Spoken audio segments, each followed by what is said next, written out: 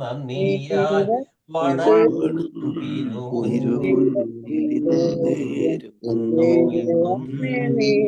ആരാധന. നീ പരിശുദ്ധൻ, ദൈവമേ നീ മാത്രം യോഗ്യനാം.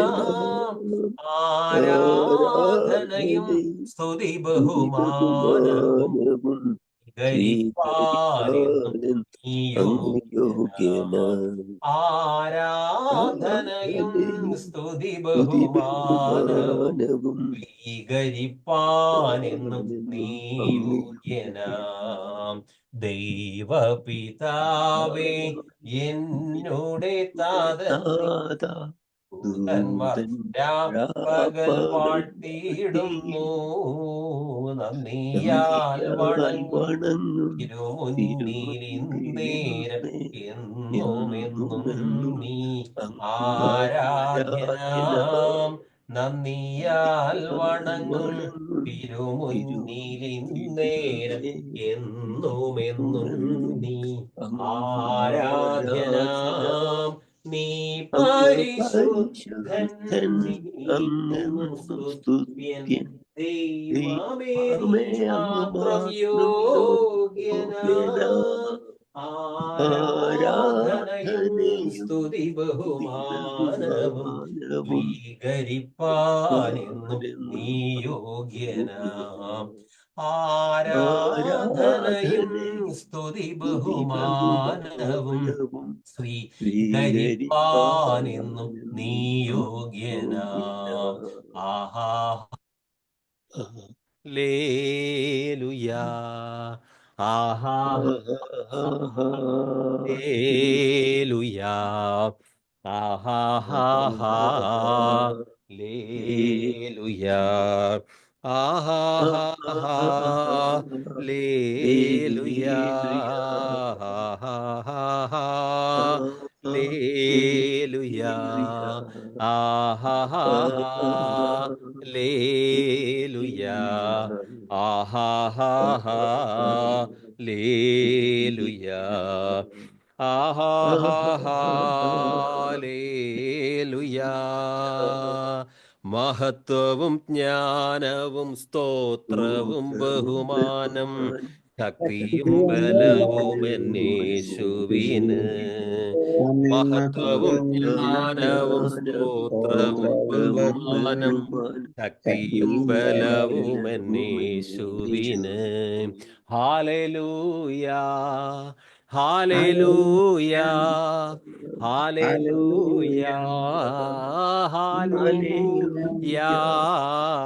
മഹത്വവും ജ്ഞാനവും സ്തോത്രവും ബഹുമാനം ശക്തിയും ബലവുമെൻ യേശുവിന്. മഹത്വവും ജ്ഞാനവും സ്തോത്രവും ബഹുമാനം ശക്തിയും ബലവുമെൻ യേശുവിന്. ആരാധന, ആരാധന, യാഹെന്ന ദൈവത്തിനാരാധന. ആരാധന, ആരാധന, യാഹെന്ന ദൈവത്തിനാരാധന. ആർത്തുപാടി ഞാൻ ആനന്ദത്തോടെ കീർത്തനം ചെയ്തെന്നും വാഴ്ത്തുമേശുവേ. ആർത്തുപാടി ഞാൻ ആനന്ദത്തോടെ കീർത്തനം ചെയ്തെന്നും വാഴ്ത്തുമേശുവേ. ഇത്ര നല്ല രക്ഷകൻ വേറെയില്ലൊഴിയിൽ ഹല്ലേലൂയാ പാടും ഞാൻ. ഇത്ര നല്ല രക്ഷകൻ വേറെയില്ലൊഴിയിൽ ഹല്ലേലൂയാ പാടും ഞാൻ. തൻ സ്വന്ത ജീവൻ തന്ന രക്ഷകൻ തള്ളുകില്ല ഏതു ദുഃഖനാളിലും. തൻ സ്വന്ത ജീവൻ തന്ന രക്ഷകൻ തള്ളുകില്ല ഏതു ദുഃഖനാളിലും. വൻ കൃപ പോലൊരു ക്ലേശം വന്നാലും വല്ലഭൻ ചൊല്ലി എല്ലാം മാറിടും. വൻ തീര പോലോരോ ക്ലേശങ്ങൾ വന്നാലും വല്ലഭൻ ചൊല്ലി എല്ലാം മാറിടും. ആർത്തുപാടി ഞാൻ ആനന്ദത്തോടെ വാഴ്ത്തുമേശുവേ. ആർത്തുപാടി ഞാൻ ആനന്ദത്തോടെ കീർത്തനം ചെയ്തെന്നും വാഴ്ത്തുമേശുവേ. ഇത്ര നല്ല രക്ഷകൻ വേറെയില്ലൊഴിയിൽ ഹല്ലേലൂയ പാടും ഞാൻ. ഇത്ര നല്ല രക്ഷകൻ വേറെയില്ലൊഴിയിൽ ഹല്ലേലൂയ പാടും ഞാൻ. ദൈവത്തിന് മഹത്വം ഉണ്ടാകട്ടെ. സെബാസ്റ്റ്യൻ ബ്രദർ കൊളോസ്യർ 1:6 ഒന്ന് വായിക്കാം. കൊളോസ്യർ 1:6. ആ സുവിശേഷം സർവ്വലോകത്തിലും എന്ന പോലെ നിങ്ങളുടെ അടുക്കലും എത്തി. നിങ്ങൾ ദൈവകൃപയെ യഥാർത്ഥമായി കേട്ടറിഞ്ഞ നാൾ മുതൽ നിങ്ങളുടെ ഇടയിൽ എന്ന പോലെ സർവ്വലോകത്തിലും ഫലം കായ്ച്ചും വർദ്ധിച്ചും വരുന്നു. കർത്താവിൻ്റെ പരിശുദ്ധ നാമത്തിന് മഹത്വമുണ്ടാകട്ടെ. എല്ലാ ആരാധനയും സ്തുതിയും പുകഴ്ചയും സർവശക്തനായ പിതാവായ ദൈവത്തിന് യേശുക്രിസ്തു മുഖാന്തരം അർപ്പിക്കുന്നു. പരിശുദ്ധാത്മ സാന്നിധ്യത്താൽ നമുക്ക് സന്തോഷവും സമാധാനവും തരുന്ന ദൈവകൃപയെ പ്രതി നമുക്ക് സന്തോഷത്തോടെ ദൈവത്തെ സ്തുതിക്കാം. കൊളോസ്യ ലേഖനമാണ് നാം ധ്യാനിച്ചു കൊണ്ടിരിക്കുന്നത്. കൊളോസ്യർക്ക് എഴുതിയ ലേഖനം 1:6.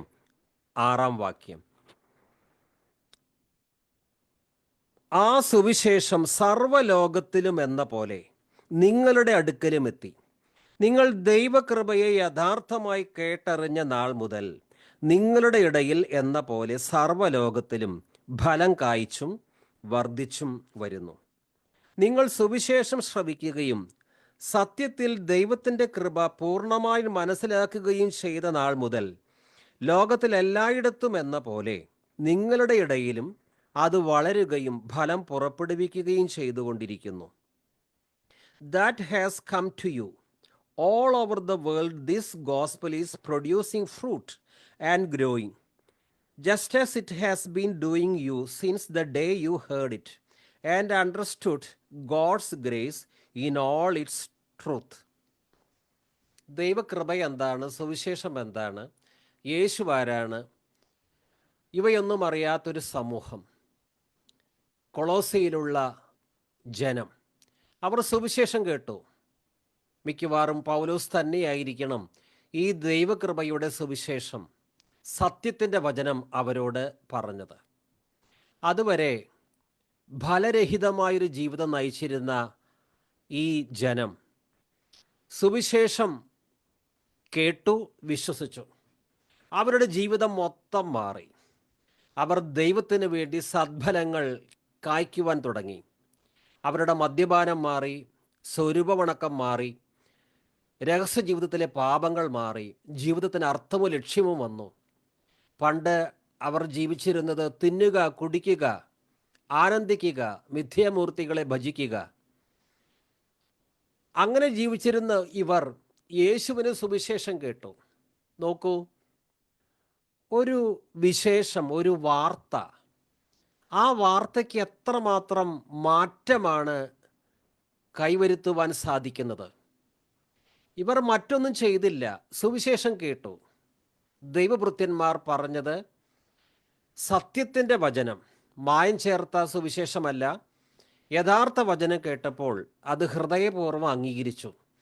തദ്ഫലമായി വലിയ മാറ്റങ്ങൾ ഇവരുടെ ജീവിതത്തിലുണ്ടായി. ലോകത്തിൽ ഈ രീതിയിൽ ഒരു വ്യക്തിയുടെ ജീവിതത്തെ മാറ്റിമറിച്ച് ദൈവത്തിന് വേണ്ടി സദ്ഫലങ്ങൾ കായ്ക്കുവാൻ തക്ക രീതിയിൽ ഒരു വ്യക്തിയിൽ വൻ മാറ്റം ഉണ്ടാക്കുന്നൊരു സന്ദേശം ഇല്ല. ലോകത്തിൽ എത്രയോ പ്രസംഗങ്ങൾ ഇന്ന് നടന്നുകൊണ്ടിരിക്കുന്നുണ്ട്. പക്ഷേ ഒരു വ്യക്തിയുടെ ജീവിതത്തെ ഈ രീതിയിൽ മാറ്റിമറിക്കുവാൻ കഴിയുന്ന ഒരു സന്ദേശം, അനുഷ്ഠാനങ്ങളോ കർമ്മങ്ങളോ കൂടാതെ ഒരു വ്യക്തിക്ക് സമ്പൂർണ്ണ വ്യത്യാസം. ഇനി ഒരു പ്രദേശത്തിലെ എല്ലാവരും അത് ഏറ്റെടുക്കുകയാണെങ്കിൽ ആ പ്രദേശം മുഴുവൻ ഇതാ പൂർണ്ണമായും മാറുന്നു. പൗലോസ് ഇവിടെ പറയുന്നത്, നിങ്ങൾ സുവിശേഷം ശ്രവിക്കുകയും, ഇവർക്ക് ഈ മാറ്റമെല്ലാം ഉണ്ടാകാനുള്ള കാരണം സുവിശേഷം കേട്ടു എന്നുള്ളതാണ്. ഏതെങ്കിലും ഒരു കർമ്മങ്ങളല്ല, ആചാരങ്ങളല്ല ഇവരെ രക്ഷിച്ചത്. നിങ്ങൾ സുവിശേഷം ശ്രവിക്കുകയും സത്യത്തിൽ ദൈവത്തിൻ്റെ കൃപ പൂർണ്ണമായി മനസ്സിലാക്കുകയും, അതായത് understood God's grace in all its truth. ദൈവത്തിൻ്റെ കൃപ യഥാർത്ഥമായി ആ ദൈവകൃപയിൽ എന്താണോ ഉള്ളടങ്ങിയിരിക്കുന്നത് അതിലൊട്ടും മായം ചേർക്കാതെ പൗലോസ് ഇവരോട് പറഞ്ഞപ്പോൾ, ഭാഗികമായി സത്യവും അർദ്ധസത്യവും അങ്ങനെ എല്ലാം കൂടി കൂട്ടിക്കലക്കിയ ഒന്നല്ല, നിർമ്മലമായ സുവിശേഷം, ദൈവകൃപ വാസ്തവത്തിൽ എന്താണ്, അത് പൂർണ്ണമായി ഇവർക്ക് പൗലോസോ അല്ലെങ്കിൽ അവരോട് സുവിശേഷം പറയുവാൻ ചെന്ന ഒരുപക്ഷെ എപ്പഫ്രാദിത്തോസോ ആരെങ്കിലും ആകട്ടെ, ഇതിവർ വിശ്വസിച്ചു. ഇത് ഇവരുടെ മൊത്തം ജീവിതത്തെ മാറ്റിമറിച്ചു.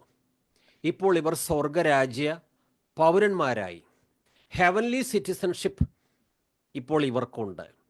അപ്പോൾ പൗലോസ് പറയുന്നത്, നിങ്ങൾ സുവിശേഷം കേൾക്കുകയും സത്യത്തിൽ ദൈവത്തിൻ്റെ കൃപ പൂർണ്ണമായി മനസ്സിലാക്കുകയും ചെയ്ത നാൾ മുതൽ ലോകത്തിൽ എല്ലായിടത്തും എന്ന പോലെ, ലോകത്തിൽ ഏതെങ്കിലും മുക്കിലും മൂലയിൽ ഈ സുവിശേഷം ഏതെങ്കിലും വ്യക്തികളോ സമൂഹമോ ഏറ്റെടുത്താൽ അവിടെയെല്ലാം ഈ അത്ഭുതകരമായ മാറ്റമുണ്ടാകും. ലോകത്തിൽ എല്ലായിടത്തും എന്ന പോലെ നിങ്ങളുടെ ഇടയിലും അത് വളരുകയും ഫലം പുറപ്പെടുവിക്കുകയും ചെയ്തുകൊണ്ടിരിക്കുന്നു. സുവിശേഷം ഒരു വിത്താണ്. അത് വളരുന്നു, ചെടിയാകുന്നു, വളർന്നുകൊണ്ടേയിരിക്കുന്നു. ഒരുവൻ വിശ്വസിക്കുന്നു, അവൻ മറ്റുള്ളവരോട് വചനം പറയുന്നു, അവിടെ സഭയുണ്ടാകുന്നു. പിന്നെ സഭയിലെ വിശ്വാസികൾ മറ്റുള്ളവരോട് പറയുന്നു, അവരും വിശ്വസിക്കുന്നു. അങ്ങനെ ഇത് പെരുകിക്കൊണ്ടിരിക്കുകയാണ്. That has come to you. All over the world this gospel is producing fruit and growing. ഈ 2000 വർഷങ്ങൾ പിന്നിട്ടിട്ടും ഈ പ്രക്രിയ സുവിശേഷം വ്യക്തികളിൽ സദ്ഫലം ഉളവാക്കുന്നു. മാത്രമല്ല, ഇത് വളർന്നുകൊണ്ടിരിക്കുന്നു. കോടിക്കണക്കിന് ആളുകൾ ക്രിസ്തു മാർഗത്തിലേക്ക് വന്നുകൊണ്ടിരിക്കുന്നു. സുവിശേഷം അത്ഭുതകരമായ ഒരു വ്യക്തിയെ മാറ്റിമറിക്കുകയാണ്. സുവിശേഷവും ദൈവത്തിൻ്റെ കൃപയും അത് പരസ്പരം ഒന്നിച്ചു പോകുന്നതാണ്. ദൈവകൃപ എന്ന് പറഞ്ഞാൽ സുവിശേഷം തന്നെയാണ്. കൃപയാലാണ് വിശ്വാസം വഴി രക്ഷിക്കപ്പെട്ടിരിക്കുന്നത്. ഇത് നിങ്ങൾ നേടിയെടുത്തതല്ല. ഒരുവനും അഹങ്കരിക്കാതിരിക്കുവാൻ പ്രവൃത്തികളും കാരണമല്ല, ദൈവത്തിൻ്റെ ദാനമാണ്. പ്രവൃത്തികൾ കൂടാതെ അഭക്തനെ നീതീകരിക്കുന്ന ദൈവം. ക്രിസ്തു ക്രൂശിൽ മരിച്ചു, ആ സത്യം വിശ്വസിക്കുക. ക്രിസ്തു മരണത്തെ കീഴടക്കി ഉയർത്തെഴുന്നേറ്റു. എൻ്റെ പാപങ്ങളുടെ മോചനത്തിനു വേണ്ടി ക്രിസ്തു സ്വന്തം രക്തം ചിന്തി. ഈ സത്യം, ലളിതമായ സത്യം അംഗീകരിക്കുവാൻ കഴിയുമ്പോൾ ഒരു വ്യക്തി കൃപയാൽ രക്ഷിക്കപ്പെടുന്നു. അവൻ്റെ പ്രവൃത്തികൾ കൂടാതെ അവന് നിത്യജീവൻ കിട്ടുകയാണ്. എഫേസ്യർ 2:8 തൊട്ട്, വിശ്വാസം വഴി കൃപയാലാണ് നിങ്ങൾ രക്ഷിക്കപ്പെട്ടത്. അത് നിങ്ങൾ നേടിയെടുത്തതല്ല, ദൈവത്തിൻ്റെ ദാനമാണ്. നാം ദൈവത്തിൻ്റെ കരവേലയാണ്. ഇനി തീത്തോസ് 2:10 തൊട്ട് 2:11 തൊട്ട്, എല്ലാ മനുഷ്യരുടെയും രക്ഷയ്ക്കായി ദൈവത്തിൻ്റെ കൃപ പ്രത്യക്ഷപ്പെട്ടിരിക്കുന്നു. എല്ലാ മനുഷ്യരുടെയും രക്ഷയ്ക്കായി ദൈവത്തിൻ്റെ കൃപ പ്രത്യക്ഷപ്പെട്ടിരിക്കുന്നു. ഈ ദൈവത്തിൻ്റെ കൃപ കൊളോസയിലുള്ള ഇവരെയും ചെന്നെത്തി. ദൈവത്തിൻ്റെ കൃപ ഇവരെയും രക്ഷിച്ചു. അതുകൊണ്ട് വീണ്ടും ജനനത്തിലേക്ക് ഒരുവനെ നയിക്കുവാൻ കഴിയുന്ന സന്ദേശമാണ് സുവിശേഷം. നിങ്ങൾ സുവിശേഷം ശ്രവിക്കുകയും സത്യത്തിൽ ദൈവത്തിൻ്റെ കൃപ പൂർണ്ണമായി മനസ്സിലാക്കുകയും ചെയ്ത നാൾ മുതൽ ലോകത്തിൽ എല്ലായിടത്തും എന്ന പോലെ നിങ്ങളുടെ ഇടയിലും അത് വളരുകയും ഫലം പുറപ്പെടുവിക്കുകയും ചെയ്തുകൊണ്ടിരിക്കുന്നു. നിങ്ങളുടെ ഇടയിൽ എന്ന പോലെ സർവ്വലോകത്തിലും ഫലം കായ്ച്ചും വർദ്ധിച്ചും വരുന്നു. മത്തായിയുടെ സുവിശേഷം കൊളോസിയർ 1:10 വായിക്കുകയാണ്. കൊളോസിയർ 1:10.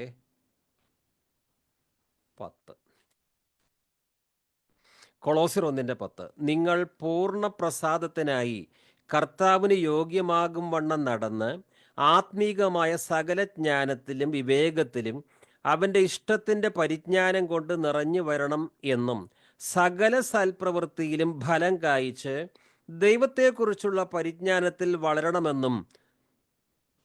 കൃപയാലാണ് രക്ഷ. ദൈവകൃപയുടെ സുവിശേഷം ഇവർ കേട്ടു. പക്ഷേ കൃപയാൽ രക്ഷപ്പെട്ടു എന്ന് പറഞ്ഞ് ഫലം പുറപ്പെടുവിക്കാതെ സൽപ്രവൃത്തികൾ ചെയ്യാതെ ജീവിക്കാൻ പാടില്ല. കൃപയാൽ രക്ഷപ്പെട്ടത് തന്നെ, കൃപയാൽ രക്ഷയിലേക്ക് വന്നത് തന്നെ ദൈവം ഉദ്ദേശിച്ച സൽപ്രവൃത്തികൾ ചെയ്യുവാനാണ്.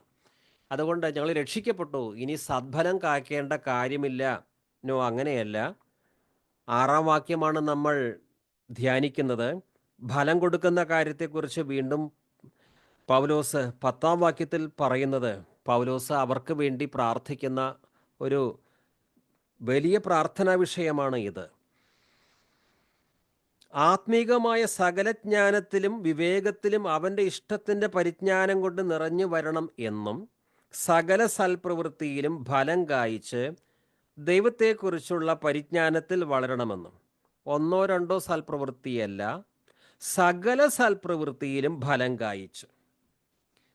കൃപയാൽ രക്ഷിക്കപ്പെട്ടവരെല്ലാം സകല സൽപ്രവൃത്തിയിലും ഫലം കായ്ക്കണം. അതിനുവേണ്ട റിസോഴ്സസും ദൈവകൃപയും ആത്മശക്തിയുമെല്ലാം കർത്താവ് തന്നുകൊള്ളും. മത്തായിയുടെ സുവിശേഷം 13:23. സബാസ്റ്റ്യൻ ബ്രദർ ഒന്ന് കിട്ടുകയാണെങ്കിൽ വായിക്കണം. മത്തായിയുടെ സുവിശേഷം സാവകാശം എടുത്താൽ മതി. 10:23. മത്തായിയുടെ സുവിശേഷം 10:23. എന്നാൽ ഒരു പട്ടണത്തിൽ നിങ്ങളെ ഉപദ്രവിച്ചാൽ അതാണോ? വായിച്ചു. എന്നാൽ ഒരു പട്ടണത്തിൽ നിങ്ങളെ ഉപദ്രവിച്ചാൽ മറ്റൊന്നിലേക്ക് ഓടിപ്പോകുവിൻ. മനുഷ്യപുത്രൻ വരുവോളം നിങ്ങൾ ഇസ്രായേൽ പട്ടണങ്ങളെ സഞ്ചരിച്ച് തീരുകയില്ല എന്ന് ഞാൻ സത്യമായിട്ട് നിങ്ങളോട് പറയുന്നു. മനുഷ്യപുത്രൻ വരുവോളം നിങ്ങൾ ഇസ്രായേൽ പട്ടണങ്ങളെ സഞ്ചരിച്ച് തീരുകയില്ല. അധ്യായം വേറെ ആയിരിക്കും. മത്തായി 10 ഇത്. കുഴപ്പമില്ല. ഇനി നമുക്ക് അടുത്ത വാക്യത്തിലേക്ക് വരാം. കൊളോസ്യർക്ക് എഴുതിയ ലേഖനം 1-ാം അധ്യായം 7-ാം വാക്യം. 7ഉം 8ഉം പരസ്പരം ബന്ധപ്പെട്ടിരിക്കുന്നത് കൊണ്ട് 7ഉം 8ഉം വായിക്കാം. നമ്മൾ 6-ാം വാക്യമാണ് ധ്യാനിച്ചത്. ഇനി 7ഉം 8ലേക്കും പ്രവേശിക്കാം. സെബാസ്റ്റ്യൻ ബ്രദർ ഒന്ന് വായിക്കാം. കൊളോസ്യർ 1:7ഉം 8ഉം വാക്യങ്ങൾ. കൊളോസ്യർ 1:7ഉം 8ഉം. ഇങ്ങനെ നിങ്ങൾ ഞങ്ങളുടെ പ്രിയ സഹഭൃത്യനായ എപ്പഫ്രാസിനോട് പഠിച്ചിട്ടുണ്ടല്ലോ. അവൻ നിങ്ങൾക്ക് വേണ്ടി ക്രിസ്തുവിന്റെ വിശ്വസ്ത ശുശ്രൂഷകനും നിങ്ങൾക്ക് ആത്മാവിനാലുള്ള സ്നേഹം ഞങ്ങളോട് അറിയിച്ചവനുമാകുന്നു.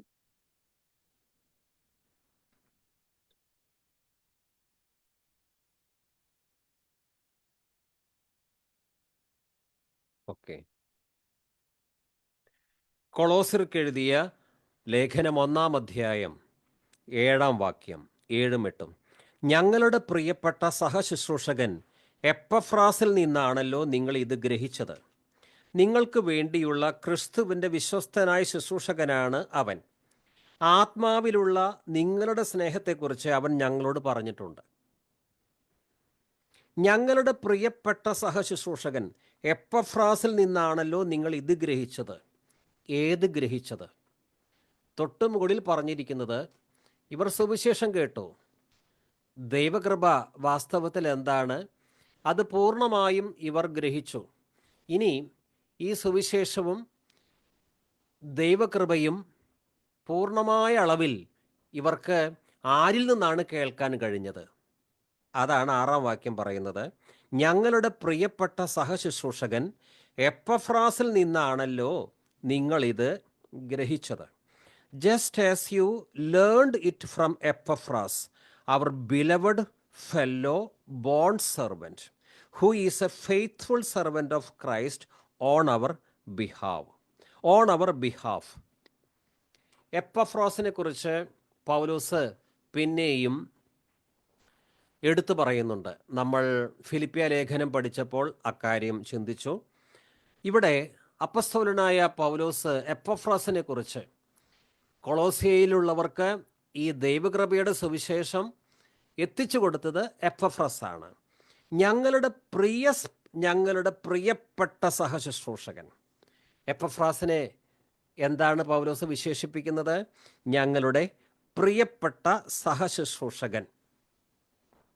ഇവിടെ ഇതാ ഒരു ശുശ്രൂഷകൻ, പൗലോസ് എന്ന ശുശ്രൂഷകൻ മറ്റൊരു ശുശ്രൂഷകനെ പ്രശംസിക്കുകയാണ്. എപ്പഫ്രാസ് ഒരുപക്ഷെ പൂർണ്ണതയുള്ള ഒരു കുറവും വരുത്താത്ത വ്യക്തിയാകണമെന്നില്ല. പക്ഷേ സുവിശേഷത്തിന് വേണ്ടി എന്തും ഏതുമാകുവാൻ പൂർണ്ണ ഒരുക്കമുള്ള ഒരു സുവിശേഷകനാണ്, കർത്താവിൻ്റെ അടിമയാണ് എപ്പഫ്രാസ്. എപ്പഫ്രാസ് പൗലോസിനെ ശുശ്രൂഷിച്ചിട്ടുണ്ട്. സുവിശേഷ വേലയിൽ മാത്രമല്ല, എല്ലാ രീതിയിലും. പൗലോസിൻ്റെ അഭാവത്തിൽ പൗലോസ് സ്ഥാപിച്ച സഭകളിലേക്ക് എപ്പഫ്രാസിനെ അയക്കാറുണ്ട്, അതുപോലെ തിമോത്തിയോസിനെ അയക്കാറുണ്ട്. ഒരു സ്ഥലത്ത് സ്ഥിരമായി നിൽക്കാത്തത് കാരണം മറ്റു സ്ഥലങ്ങളിൽ സുവിശേഷം അറിയിച്ച് അവിടെയും സഭകൾ സ്ഥാപിക്കാനുള്ളത് കൊണ്ട് പൗലോസിന് ഒരു സഭയിൽ തന്നെ മരണപര്യന്തം ശുശ്രൂഷിക്കാൻ സാധ്യമല്ല. അങ്ങനെ പൗലോസ് സ്ഥാപിച്ച സഭകളിലേക്ക് ആ സഭകളുടെ അവസ്ഥ എന്താണെന്നറിയുവാൻ ചില മെസ്സഞ്ചേഴ്സിനെ, ദൂതന്മാരെ അയക്കാറുണ്ട്. വിശ്വസ്തരായവരെയാണ് അങ്ങനെ അയക്കുക. അതിൽപ്പെട്ട സഭകളുടെ വിവരം അറിഞ്ഞ് പൗലോസിൻ്റെ പക്കൽ വന്ന് ആ സഭയുടെ ആത്മീയമായ അവസ്ഥ എന്താണ് അത് അറിയിച്ചു കൊടുക്കുന്ന ഡ്യൂട്ടി 2 പേർ പ്രധാനമായി ചെയ്തിരുന്നു. 2 പേർ മാത്രമല്ല, പിന്നെയുണ്ട് പൗലോസിന് സഹശുശ്രൂഷകന്മാർ. അവരിൽ 2 പേരാണ് തിമോത്തിയോസും ഈ എപ്പഫ്രാസും. ഈ എപ്പഫ്രാസിനെ അദ്ദേഹം ഇവിടെ പറയുന്നത് ഞങ്ങളുടെ പ്രിയപ്പെട്ട സഹശുശ്രൂഷകൻ. ഒരു ശുശ്രൂഷകൻ മറ്റൊരു ശുശ്രൂഷകനെ വിമർശിക്കുന്ന, അല്ലെങ്കിൽ നല്ലത് പറയാതെ താഴ്ത്തിക്കെട്ടാൻ ശ്രമിക്കുന്ന ചില അവസ്ഥകൾ ഒരുപക്ഷെ പലയിടത്തും കണ്ടേക്കാം. പക്ഷെ 1-ാം നൂറ്റാണ്ടിൽ ഒരു ശുശ്രൂഷകൻ മറ്റൊരു ശുശ്രൂഷകനെ പ്രശംസിക്കുകയാണ്. പൗലോസ്, ഞാനൊരു അപ്പസ്തോലനാണ്, എപ്പഫ്രാദിത്തോസ് എൻ്റെ അത്ര തന്നെ കൃപയോ ഈ അപ്പസ്തോലൻ എന്ന പദവിയോ കിട്ടിയവനല്ല, അതുകൊണ്ട് അവനെയൊന്നും പ്രശംസിക്കേണ്ട കാര്യമില്ല. നോ, അങ്ങനെയല്ല. പൗലോസ് പറയുന്നത് അവർ ബിലവഡ് ഫെല്ലോ ബോണ്ട് സെർവൻറ്റ്, ഞങ്ങളുടെ പ്രിയപ്പെട്ട സഹശുശ്രൂഷകൻ.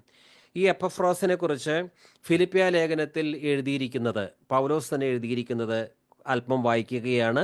ഫിലിപ്പിയ 2:19 തൊട്ട്, നിങ്ങളുടെ വിവരങ്ങൾ അറിഞ്ഞ് എനിക്ക് സന്തോഷിക്കാൻ വേണ്ടി, അതായത് ഇത് ഫിലിപ്പിയ സഭയ്ക്ക് എഴുതിയ ലേഖനമാണ്.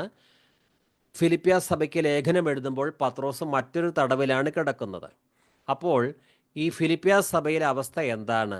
എതിരാളികളുണ്ട്, സുവിശേഷ വിരോധികളുണ്ട്, വിവിധ പരിശോധനകളുണ്ട്. അപ്പോൾ ഈ ഫിലിപ്പിയ സഭയിലെ വിശ്വാസികളുടെ അവസ്ഥ എന്താണ് അതറിയുവാൻ പൗലോസിന് വലിയ ഉത്കണ്ഠയുണ്ട്.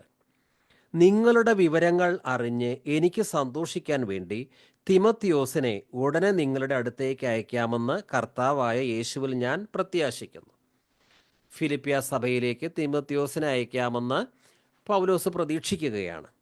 അവനെപ്പോലെ, അതായത് തിമോത്തിയോസിനെ പോലെ നിങ്ങളുടെ കാര്യത്തിൽ, ഫിലിപ്പിയ സഭയിലെ വിശ്വാസികളുടെ കാര്യത്തിൽ, അവനെപ്പോലെ നിങ്ങളുടെ കാര്യത്തിൽ ആത്മാർത്ഥമായി താല്പര്യമുള്ള മറ്റൊരാൾ എനിക്കില്ല. എല്ലാവരും, ഇവിടെ തിമോത്തിയോസിനെ കുറിച്ചാണ് ആദ്യം എഴുതിയിരിക്കുന്നത്. എന്നാൽ തിമോത്തിയോസിൻ്റെ സ്വഭാവഗുണം, എല്ലാവരും അന്വേഷിക്കുന്നത് സ്വന്തം കാര്യമാണ്, യേശുക്രിസ്തുവിൻ്റെ കാര്യമല്ല. എന്നാൽ തിമോത്തിയോസിൻ്റെ സ്വഭാവഗുണം നിങ്ങൾക്കറിയാമല്ലോ. പുത്രൻ പിതാവിനോടൊത്ത് എന്നതുപോലെ അവൻ എന്നോടൊത്ത് സുവിശേഷത്തിന് ശുശ്രൂഷ ചെയ്തു. ഇവിടെ തിമോത്തിയോസിനെയും തൻ്റെ വിശ്വസ്ത സഹശുശ്രൂഷകനായ തിമോത്തിയോസിനെയും പ്രശംസിക്കുക തന്നെയാണ്. പുത്രൻ പിതാവിനോടൊത്ത് എന്നതുപോലെ അവൻ എന്നോടൊത്ത് സുവിശേഷത്തിന് ശുശ്രൂഷ ചെയ്തു. എൻ്റെ കാര്യം എങ്ങനെയാകുമെന്ന് അറിഞ്ഞാലുടനെ അവനെ അയക്കാമെന്ന് പ്രതീക്ഷിക്കുന്നു. എനിക്ക് വേഗം വരാൻ സാധിക്കുമെന്ന് കർത്താവിൽ ഞാൻ പ്രത്യാശിക്കുന്നു. ഇതുപോലെ തിമോത്തിയോസിനെ മറ്റു സഭകളിലേക്ക് അയച്ച് അവരുടെ വിവരങ്ങൾ ശേഖരിക്കുവാൻ പൗലോസ് ശ്രമിച്ചിരുന്നു. തിമോത്തിയോസിനെ പോലെ പൗലോസ് അയച്ചിരുന്ന മറ്റൊരു വിശ്വസ്ത സഹഭടനാണ് എപ്പഫ്രാസ്, അതിനെക്കുറിച്ച് താഴെ പറയുന്നുണ്ട് ഫിലിപ്പിയ ലേഖനത്തിൽ 2:25 തൊട്ട്. എൻ്റെ സഹോദരനും സഹപ്രവർത്തകനും സഹയോദ്ധാവും നിങ്ങളുടെ അപ്പസ്തോലനും എൻ്റെ ആവശ്യങ്ങളിൽ ശുശ്രൂഷകനുമായ എപ്പഫ്രോദിത്തോസിനെ നിങ്ങളുടെ അടുത്തേക്ക് അയക്കേണ്ടതാണെന്ന് ഞാൻ കരുതുന്നു. എന്തിനാണ് നമ്മൾ ഈ വചനഭാഗങ്ങൾ വായിക്കുന്നത്? നമ്മൾ ധ്യാനിക്കുന്നത് കൊളോസ്യർ 1:7-8 അവിടെ ഒരു എപ്പഫ്രോദിത്തോസിനെ കുറിച്ച് പറയുന്നു. ഞങ്ങളുടെ പ്രിയപ്പെട്ട സഹശുശ്രൂഷകൻ. ആ എപ്പഫ്രോദിത്തോസിനെ കുറിച്ച് കൂടുതൽ മനസ്സിലാക്കാൻ വേണ്ടിയാണ് നമ്മൾ ഈ ഫിലിപ്പിയിൽ നിന്ന് വായിക്കുന്നത്. ഇവിടെ ഫിലിപ്പിയ ലേഖനത്തിൽ എപ്പഫ്രോദിത്തോസിനെ കുറിച്ച്, എപ്പഫ്രാസ് എന്ന് പറഞ്ഞാൽ എപ്പഫ്രോദിത്തോസ് രണ്ടും ഒരാൾ തന്നെയാണ്. ഈ എപ്പഫ്രോദിത്തോസിന് 5 വിശേഷണങ്ങളാണ് ഇവിടെ പൗലോസ് ഫിലിപ്പിയ ലേഖനത്തിൽ കൊടുത്തിരിക്കുന്നത്. എൻ്റെ സഹോദരനും സഹപ്രവർത്തകനും സഹയോദ്ധാവും നിങ്ങളുടെ അപ്പസ്തോലനും എൻ്റെ ആവശ്യങ്ങളിൽ ശുശ്രൂഷകനുമായ എപ്പഫ്രോദിത്തോസിനെ നിങ്ങളുടെ അടുത്തേക്ക് അയക്കേണ്ടതാണെന്ന് ഞാൻ കരുതുന്നു.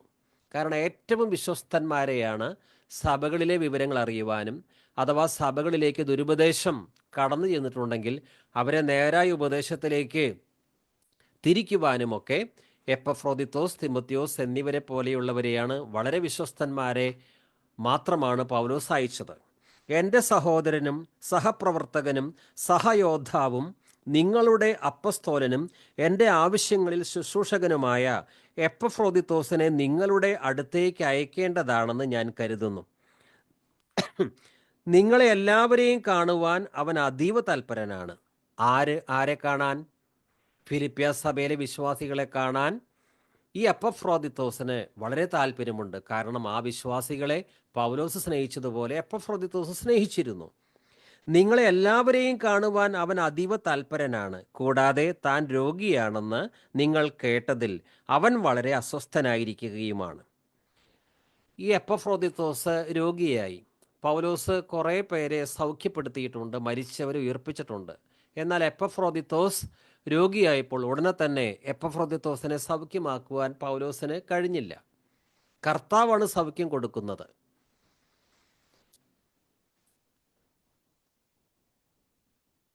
താൻ രോഗിയാണെന്ന് നിങ്ങൾ കേട്ടതിൽ അവൻ വളരെ അസ്വസ്ഥനായിരിക്കുകയാണ്. എപ്പഫ്രോദിത്തോസ് ഈ ഫിലിപ്പിയ സഭയിലെ വിശ്വാസികളെ ആത്മാർത്ഥമായി സ്നേഹിച്ചിരുന്നു. എപ്പഫ്രോദിത്തോസ് ആഗ്രഹിച്ചത്, താനിപ്പോൾ വലിയ രോഗത്താൽ കഷ്ടപ്പെടുകയാണ്, പക്ഷേ തൻ്റെ രോഗവിവരം ഫിലിപ്പിയ സഭയിലെ വിശ്വാസികൾ അറിയരുത്. അറിഞ്ഞാൽ അവർ വേദനിക്കും. എത്ര നല്ല മനസ്സാണെന്ന് നോക്കുക. താൻ രോഗിയാണെന്ന് നിങ്ങൾ കേട്ടതിൽ അവൻ വളരെ അസ്വസ്ഥനായിരിക്കുകയുമാണ്. പക്ഷേ എപ്പഫ്രോദിത്തോസിൻ്റെ രോഗവിവരം ഫിലിപ്പിയ സഭയിലെ വിശ്വാസികൾ അറിഞ്ഞപ്പോൾ എപ്പഫ്രോദിത്തോസ് പറയുകയാണ്, ഞാൻ രോഗിയാണെന്ന കാര്യം അവരറിഞ്ഞു പോയല്ലോ. കാരണം അവർ ഇപ്പോൾ എപ്പഫ്രോദിത്തോസിനെ കുറിച്ച് ദുഃഖിച്ചു കൊണ്ടിരിക്കുകയാണ്. താൻ രോഗിയാണെന്ന് നിങ്ങൾ കേട്ടതിൽ അവൻ വളരെ അസ്വസ്ഥനായിരിക്കുകയുമാണ്. ഇനി ഒരു നിസ്സാര രോഗമൊന്നുമല്ല വന്നത്. പിന്നെയോ, അതെ, അവൻ രോഗബാധിതനായി മരണത്തോളം എത്തി. മരണത്തിൻ്റെ വക്കത്തോളം എത്തുന്നൊരു രോഗം. അതെ, അവൻ രോഗബാധിതനായി മരണത്തോളം എത്തി. എങ്കിലും ദൈവം അവനോട് കരുണ കാണിച്ചു. ഞാൻ പ്രാർത്ഥിച്ച ഉടനെ അവൻ സൗഖ്യമായി എന്നല്ല പറയുന്നത്. അതും ദൈവത്തിന് ചെയ്യാൻ സാധിക്കുന്നുണ്ട്. പൗലോസിലൂടെ ഒരുപാട് പേരെ സൗഖ്യമാക്കിയിട്ടുണ്ട്. പക്ഷെ ഇവിടെ പൗലോസ് പറയുന്നത്, എങ്കിലും ദൈവം അവനോട് കരുണ കാണിച്ചു. അവനോട് മാത്രമല്ല, എന്നോടും. എനിക്ക് ദുഃഖത്തിന്മേൽ ദുഃഖം ഉണ്ടാകാതിരിക്കാൻ വേണ്ടി. ഈ എപ്പഫ്രോദിത്തോസ് അഥവാ മരിച്ചു പോയിരുന്നെങ്കിൽ പൗലോസിന് ദുഃഖത്തിന്മേൽ ദുഃഖം ഉണ്ടാകുമായിരുന്നു. കാരണം ബിലവഡ് ബ്രദറാണ്. എങ്കിലും ദൈവം അവനോട് കരുണ കാണിച്ചു. അവനോട് മാത്രമല്ല, എന്നോടും. എനിക്ക് ദുഃഖത്തിന്മേൽ ദുഃഖം ഉണ്ടാകാതിരിക്കാൻ വേണ്ടി. അവനെ നിങ്ങൾ വീണ്ടും കണ്ട് സന്തോഷിക്കാനും അങ്ങനെ എൻ്റെ ദുഃഖം കുറയാനും വേണ്ടി അവനെ അയക്കാൻ ഞാൻ അതീവ തൽപരനാണ്. ഇപ്പോൾ കർത്താവ് കരുണ കാണിച്ചതുകൊണ്ട് എപ്പഫ്രോദിത്തോസിന് സൗഖ്യം കിട്ടി. ഇനി ഈ എപ്പഫ്രോദിത്തോസാണ് ഫിലിപ്പിയ സഭയിലേക്ക് പോകേണ്ടത്. എപ്പഫ്രോദിത്തോസിനെ ഫിലിപ്പിയയിലേക്ക് അയക്കുവാൻ പൗലോസിന് താല്പര്യമുണ്ട്. അവിടുത്തെ വിവരങ്ങളെല്ലാം അറിഞ്ഞ് അതെല്ലാം മടങ്ങി വന്ന് പൗലോസിനെ അറിയിക്കണം. അവനെ അയക്കാൻ ഞാൻ അതീവ തൽപരനാണ്. അതുകൊണ്ട് പൂർണ്ണ സന്തോഷത്തോടെ നിങ്ങൾ കർത്താവിൽ അവനെ സ്വീകരിക്കണം. അവനെപ്പോലെയുള്ളവരെ നിങ്ങൾ ബഹുമാനിക്കണം. എപ്പഫ്രോദിത്തോസിനെ പൗലോസ് ഫിലിപ്പിയ സഭയിലേക്ക് അയക്കുമ്പോൾ ഫിലിപ്പിയ സഭയിലെ വിശ്വാസികൾ എപ്പഫ്രോദിത്തോസിനെ തിരസ്കരിക്കാൻ പാടില്ല. പിന്നെ എന്താണ് ചെയ്യേണ്ടത്? പൂർണ്ണ സന്തോഷത്തോടെ നിങ്ങൾ കർത്താവിൽ അവനെ സ്വീകരിക്കുവിൻ. അവനെപ്പോലെയുള്ളവരെ നിങ്ങൾ ബഹുമാനിക്കണം. കുറേ കള്ള ഉപദേശിമാരും കള്ള അപ്പസ്തലന്മാരും വിശ്വാസികളെ കൗശലവാക്ക് പറഞ്ഞ് വാണിഭമാക്കുന്നവരും ഉണ്ട്. ചിലപ്പോൾ ചില വിശ്വാസികൾ അവരെയും സ്വീകരിച്ചിരുന്നു. അത് വലിയ അപകടം സൃഷ്ടിക്കും. എന്നാൽ ഇവിടെ പൗലോസ് പറയുന്നത് പൂർണ്ണ സന്തോഷത്തോടെ നിങ്ങൾ കർത്താവിൽ അവനെ സ്വീകരിക്കുവിൻ. അവനെപ്പോലെയുള്ളവരെ നിങ്ങൾ ബഹുമാനിക്കണം. കള്ളയപ്പസ്തോലനെ കള്ളയപ്പസ്തോലനാണെന്ന് തിരിച്ചറിയുവാൻ സാധിക്കണം. നിന്റെ ഉപദേശമൊന്നും ഞങ്ങൾക്ക് വേണ്ട, നീ ഒരു കള്ള അപ്പസ്തോലനാണ്, അങ്ങനെ പറയുവാൻ മടിക്കേണ്ട കാര്യമില്ല. അദ്ദേഹം കള്ളയപ്പസ്തോലനാണ് എന്ന് തെളിഞ്ഞാൽ. എന്നാൽ എപ്പഫ്രോദിത്തോസിനെ പോലെയുള്ളവരെ ബഹുമാനിക്കണം. കാരണം പറയുന്നുണ്ട്. കാരണം അവനെപ്പോലെയുള്ളവരെ നിങ്ങൾ ബഹുമാനിക്കണം. കാരണം ക്രിസ്തുവിന് വേണ്ടിയുള്ള ശുശ്രൂഷയിൽ അവൻ മരണത്തിൻ്റെ വക്കുവരെ എത്തി. സ്വന്തം ജീവൻ വരെ അപകടത്തിലാക്കിയിട്ടാണ് അദ്ദേഹത്തിൻ്റെ എപ്പഫ്രോദിത്തോസിൻ്റെ സുവിശേഷ വേല. കർത്താവിന് വേണ്ടി എന്തും ഏതുമാകുവാനുള്ള സന്നദ്ധത. സുവിശേഷ നിമിത്തമാണ് മരണത്തിൻ്റെ വക്കോളം എത്തിയത്. തനിക്ക് എന്തെങ്കിലും സ്വന്തം നേട്ടം ഉണ്ടാക്കാൻ വേണ്ടി ഒരുപാട് കാര്യങ്ങൾ ചെയ്തു, അങ്ങനെ വന്ന ഒരു കഷ്ടപ്പാടല്ല, പിന്നെയോ സുവിശേഷ നിമിത്തം വന്നതാണ്. ക്രിസ്തുവിന് വേണ്ടിയുള്ള ശുശ്രൂഷയിൽ അവൻ മരണത്തിൻ്റെ വക്ക് വരെ എത്തി. അതിൻ്റെ അർത്ഥം എന്താണ്? ക്രിസ്തുവിന് വേണ്ടിയുള്ള ശുശ്രൂഷകനെ ചിലപ്പോൾ മരണത്തിൻ്റെ വക്ക് വരെ എത്തിക്കും, ചിലപ്പോൾ രക്തസാക്ഷിയാകേണ്ടി വരും. അതാണ് ക്രിസ്തുവിന് വേണ്ടിയുള്ള ശുശ്രൂഷയുടെ പ്രത്യേകത. ക്രിസ്തുവിന് വേണ്ടിയുള്ള ശുശ്രൂഷയിൽ അവൻ, അതായത് എപ്പഫ്രാസ്, മരണത്തിൻ്റെ വക്ക് വരെ എത്തി. എനിക്ക് വേണ്ടിയുള്ള നിങ്ങളുടെ ശുശ്രൂഷയുടെ കുറവ് പരിഹരിക്കാൻ സ്വന്തം ജീവൻ തന്നെ അവൻ അപകടത്തിലാക്കി. അതേത് രീതിയിലാണ് എന്ന് ഇവിടെ വിശദീകരിച്ചിട്ടില്ല. എന്തായാലും സ്വന്തം ജീവൻ തന്നെ അവൻ അപകടത്തിലാക്കി എനിക്ക് വേണ്ടിയുള്ള നിങ്ങളുടെ ശുശ്രൂഷയുടെ കുറവ് പരിഹരിക്കാൻ. സ്വന്തം ജീവൻ പോലും തൃണവൽ ഗണിച്ചുകൊണ്ടാണ് സുവിശേഷ വേല ചെയ്തത്.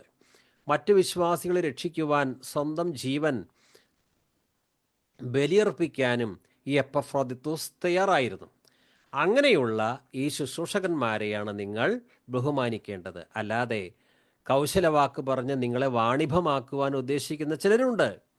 അവരെയെല്ലാം നിങ്ങൾ വെൽക്കം ചെയ്ത് അവരുടെ ദുരുപദേശം കേട്ട് അങ്ങനെ നിങ്ങൾ ഒരിക്കലും നശിക്കാൻ പാടില്ല. ദൈവത്തിന് സ്തോത്രം. ഹല്ലേലൂയ. നാം ധ്യാനിക്കുന്നത് കൊളോസ്യർ 1:7 7 വാക്യം വീണ്ടും സെബാസ്റ്റ്യൻ ബ്രദർ ഒന്ന് വായിക്കാം. കൊളോസ്യർ 1:7. ഇങ്ങനെ നിങ്ങൾ ഞങ്ങളുടെ പ്രിയ സഹഭൃത്യനായ എപ്പഫ്രാസിനോട് പഠിച്ചിട്ടുണ്ടല്ലോ. ഓക്കെ, കൊളോസ്യർ 1:7. ഞങ്ങളുടെ പ്രിയപ്പെട്ട സഹശുശ്രൂഷകൻ എപ്പഫ്രാസിൽ നിന്നാണല്ലോ നിങ്ങളിത് ഗ്രഹിച്ചത്. 1-ാം നൂറ്റാണ്ടിൽ അപ്പസ്തോലനായ പൗലോസ് തനിക്ക് ലഭിച്ച സുവിശേഷ സന്ദേശം ദൈവത്തിൽ നിന്നാണ് അദ്ദേഹം അത് പ്രാപിച്ചത്. ഈ രക്ഷാസുവിശേഷം അത് മറ്റുള്ളവരെ അറിയിച്ചിരുന്നു. അങ്ങനെ സഭകൾ സ്ഥാപിക്കപ്പെട്ടു, പലരും സ്നാനപ്പെട്ട് സഭകൾ വളർന്നുകൊണ്ടിരിക്കുകയാണ്. പക്ഷെ സ്നാനപ്പെട്ടവർക്ക് അവർ ക്രിസ്തുവെന്ന തലയോളം വളരുവാൻ പത്യോപദേശം ആവശ്യമാണ്, അപ്പസ്തോലിക പ്രബോധനം ആവശ്യമാണ്. പൗലോസ് അത് ചെയ്തിരുന്നു. സ്നാനപ്പെടുത്തി ജനത്തെ സ്നാനപ്പെടുത്തി ഒരു സ്ഥലത്ത് സഭ സ്ഥാപിച്ച് അതുമാത്രം ചെയ്യുക, നോ, യഥാർത്ഥ ഉപദേശങ്ങൾ പറഞ്ഞ് അവരെ ക്രിസ്തുവിൽ ഉറപ്പിച്ചിരുന്നു. പക്ഷേ എല്ലാ സഭകളിലും ഒരേ സമയത്ത് പൗലോസിന് അത് ചെയ്യുവാൻ സാധ്യമായിരുന്നില്ല. അപ്പോൾ പൗലോസ് ചെയ്തിരുന്നത് സഭകളിലേക്ക് മെസ്സഞ്ചേഴ്സിനെ അയക്കും. എപ്പഫ്രോദിത്തോസ്, തിമോത്തിയോസ് ഇങ്ങനെയുള്ളവരെ അയക്കും. അവരുടെ ഡ്യൂട്ടി ആ സഭയിലെ അവസ്ഥ എന്താണ്, ഏതെങ്കിലും കള്ളപ്രവാചകന്മാർ വന്ന് വിശ്വാസികളെ കലക്കിയിട്ടുണ്ടോ, ഏതെങ്കിലും ദുരുപദേശകന്മാർ വന്ന് പ്രശ്നം ഉണ്ടാക്കിയിട്ടുണ്ടോ അന്വേഷിക്കും. മാത്രമല്ല ആത്മീയമായി വളരുവാൻ തക്ക വചനങ്ങൾ ഇവർ പറഞ്ഞു കൊടുക്കും. പൗലോസിൽ നിന്ന് എപ്പഫ്രോദിത്തോസും തിമോത്തിയോസുമെല്ലാം യഥാർത്ഥ ക്രിസ്തീയ ജീവിതം എന്താണ് അതിനെക്കുറിച്ചുള്ള പ്രബോധനങ്ങൾ സമൃദ്ധമായി കേട്ടിട്ടുണ്ട്. ഇവർ എപ്പഫ്രോദിത്തോസ് അതുപോലെ തിമോത്തിയോസ് ഇങ്ങനെയുള്ളവർ സഭകളിലേക്ക് പോയി വിശ്വാസികളെ വീണ്ടും ആത്മീയമായി പടുത്തുയർത്തണം, അവരെ പ്രബോധിപ്പിച്ചു കൊണ്ടിരിക്കണം. തെറ്റായ ഉപദേശങ്ങൾ ആരെങ്കിലും സ്വീകരിച്ചിട്ടുണ്ടെങ്കിൽ ഇതാണ് സത്യമെന്ന് പറഞ്ഞുറപ്പിക്കണം. മാത്രമല്ല, സുവിശേഷ വിരോധികൾ മുഖാന്തരം കഷ്ടപ്പെടുന്ന ഒരുപാട് പേരും സഭയിലുണ്ടായിരിക്കും. അവരെ ധൈര്യപ്പെടുത്തണം, വചനം പറഞ്ഞവരെ ഉറപ്പിക്കണം. ഇനി വചനത്തെക്കുറിച്ച് ബോധ്യമില്ലാതെ ചില പാപങ്ങൾ ചെയ്യുന്നവരുണ്ടായിരിക്കാം, അവർക്ക് വിശുദ്ധിയുടെ വഴി പറഞ്ഞു കൊടുക്കണം. അതുകൊണ്ട് ഒന്നാം നൂറ്റാണ്ടിലെ സഭാപ്രവർത്തനം എന്ന് പറയുന്നത് ഒരു വൺ മാൻ ഷോ ആയിരുന്നില്ല. പൗലോസിന് സഹായികൾ ആവശ്യമായിരുന്നു. എങ്ങനെയുള്ള സഹായികൾ? വിശ്വസ്തരായ സഹായികൾ. അങ്ങനെയുള്ള പല സഹായികളെയും പൗലോസിന് കർത്താവ് കൊടുത്തു. 2 തിമോത്തി 2-ാം അധ്യായം 1-2 വാക്യങ്ങൾ. 2 തിമോത്തി 2-ാം അധ്യായം 1-2. എൻ്റെ മകനെ, ക്രിസ്തു യേശുവിലുള്ള കൃപയാൽ ശക്തിപ്പെടുക. നീ പല സാക്ഷികളുടെ മുമ്പാകെ എന്നോട് കേട്ടതെല്ലാം മറ്റുള്ളവരെ ഉപദേശിക്കുവാൻ സമർത്ഥരായ വിശ്വസ്ത മനുഷ്യരെ ഭരമേൽപ്പിക്കുക. ഇവിടെ തിമോത്തിയോസിനോട് പറയുകയാണ്, നീ പല സാക്ഷികളുടെ മുമ്പാകെ എന്നോട് കേട്ടതെല്ലാം, യഥാർത്ഥ ക്രിസ്തീയ ജീവിതത്തിന് വേണ്ട ആത്മീയ വളർച്ചയ്ക്കുള്ള പ്രബോധനങ്ങളെല്ലാം പൗലോസ് തിമോത്തിയോസിന് പഠിപ്പിച്ചു കൊടുത്തിട്ടുണ്ട്. ഇനി തിമോത്തിയോസ് അത് മറ്റുള്ളവരോട് പറയണം. മാത്രമല്ല, തിമോത്തിയോസ് മാത്രം അത് പറഞ്ഞാൽ പോരാ, ധാരാളം സഭകളുണ്ട്. വിശ്വസ്തരായ മനുഷ്യരെ കണ്ടെത്തി തിമോത്തിയോസ് പൗലോസിൽ നിന്ന് കേട്ട പത്യോപദേശങ്ങൾ ഈ വിശ്വസ്ത മനുഷ്യരെ പഠിപ്പിക്കണം. അവർ പിന്നെ അത് സഭകളിലെ വിശ്വാസികളെ പഠിപ്പിക്കണം. ഇത് കേവലം ഒരാൾക്ക് മാത്രം ചെയ്യാൻ പറ്റുന്നൊരു കാര്യമല്ല. ധാരാളം സഭകൾ 1-ാം നൂറ്റാണ്ടിലുണ്ടായിരുന്നു. അതുകൊണ്ട് വിശ്വസ്തരായ ദൈവദാസന്മാർ ദൈവത്തിൻ്റെ വചനം വിശ്വസ്തയോടെ പഠിപ്പിച്ചു. പൗലോസിൽ നിന്ന് കേട്ട കാര്യങ്ങൾക്ക് മായം വരുത്താതെ പഠിപ്പിച്ചു. അത് മായം വരുത്താതെ പഠിപ്പിക്കണമെങ്കിൽ വിശ്വസ്തന്മാർ ആവശ്യമാണ്. എപ്പഫ്രോദിത്തോസ് വിശ്വസ്തനായിരുന്നു, തിമോത്തിയോസ് വിശ്വസ്തനായിരുന്നു. തിമോത്തിയോസിനോട് പറയുന്നത്, തിമോത്തിയോസിന് എഴുതിയ 2-ാം ലേഖനം 2-ാം അധ്യായം 1 തൊട്ട്, എൻ്റെ മകനെ, ക്രിസ്തു യേശുവിലുള്ള കൃപയാൽ ശക്തിപ്പെടുക. നീ പല സാക്ഷികളുടെ മുമ്പാകെ എന്നോട് കേട്ടതെല്ലാം മറ്റുള്ളവരെ ഉപദേശിക്കുവാൻ സമർത്ഥരായ വിശ്വസ്ത മനുഷ്യരെ ഭരമേൽപ്പിക്കുക.